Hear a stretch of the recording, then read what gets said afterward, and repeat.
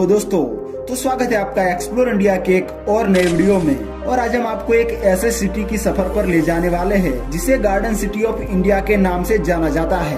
हाँ जी दोस्तों, हम बात कर रहे हैं वर्तमान कर्नाटक राज्य की राजधानी बेंगलोर सिटी के बारे में।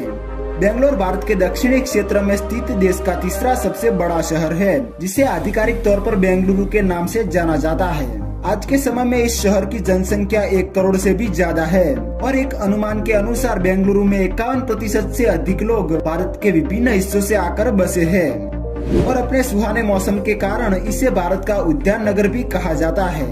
बेंगलुरु समुद्र तल से 900 मीटर की ऊंचाई पर स्थित है, जो कि देहरादून की ऊंचाई से भी ज्यादा है और इसी वजह से ही पूरे साल इस शहर का मौसम हमेशा शानदार और ठंडा रहता है।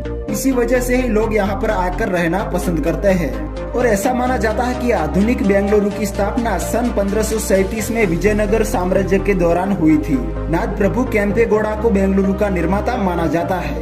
बेंगलोर भारत में आईटी कंपनीज के लिए हमेशा से ही अग्रणी स्रोत रहा है और इसी कारण से ही इसे भारत का सिलिकॉन वैली कहा जाता है।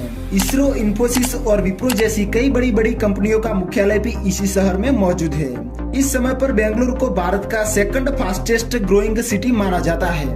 आपको शायद ही पता होगा कि देश में 1905 के दौरान सबसे पहले बिजली की शुरुआत इसी शहर से हुई थी और बेंगलुरु का सिटी मार्केट ही वो स्थान है जहां पर सबसे पहले इलेक्ट्रिक लाइट ने अपनी चमक बिखेरी थी। आज पूरे भारत के मुकाबले बेंगलुरु में ही सबसे ज्यादा पब और बार्स पाए जाते हैं और इसी कारण से ही आज बेंगलुरु को पब कैपिटल ऑफ इंडिया के नाम से भी जाना जाता है। दीपावली और दशहरा जैसे त्योहार यहाँ के लोग धामधूम से मनाते हैं। कन्नड़ फिल्म उद्योग का केंद्र बेंगलुरु सालाना कई कन्नड़ फिल्मों का निर्माण करता है। कन्नड़ फिल्मों की लोकप्रियता में पिछले साल रिलीज हुई केजीएफ मूवी से ही देखने को मिल जाती है। स्पोर्ट्स की बात करें तो क्रिकेट यहाँ का सबसे लोकप्रिय खेल है। विराट कोहली की रॉयल चैलेंजर्स बेंगलुरु यानी कि आरसीबी इसी शहर की फ्रेंचाइजी है, जो हमें आईपीएल में खेलती हुई नजर आती है। राहुल द्रविड़ और अनिल कुंबले जैसे कई बड़े बड़े खिलाड़ी इस शहर ने हमें दिए हैं। एम चिन्नास्वामी स्टेडियम बेंगलुरु में स्थित एक प्रसिद्ध क्रिकेट का मैदान है। बेंगलुरु भारत का पहला शहर था जिसने वाईफाई की मुफ्त सुविधा शुरू की और जिसे नम्मा वाईफाई कहा जाता है। बेंगलुरु में बड़ी संख्या में मौजूद झीलों के कारण इसे झीलों का शहर भी कहा जाता है। शहर में लगभग 25 से भी ज्यादा झीलें मौजूद है और इसके अलावा भी बेंगलुरु में कई बड़े बड़े विश्वविद्यालय मौजूद है। बेंगलुरु में रहने वाले हर एक बेंगलुरु वासी को यह बात पर गर्व होना चाहिए कि अब तक पूरे भारत में नोबेल पुरस्कार के लिए साइंटिस्ट के सबसे ज्यादा नॉमिनेशन का श्रेय बेंगलुरु को ही जाता है। बेंगलुरु के सबसे लोकप्रिय स्ट्रीट फूड में इडली, वड़ा और डोसा माना जाता है, जिसे यहाँ के लोग बहुत स्वाद से खाते हैं। इन व्यंजनों को गर्मा गर्म सांभर और नारियल की चटनी के साथ परोसा जाता है।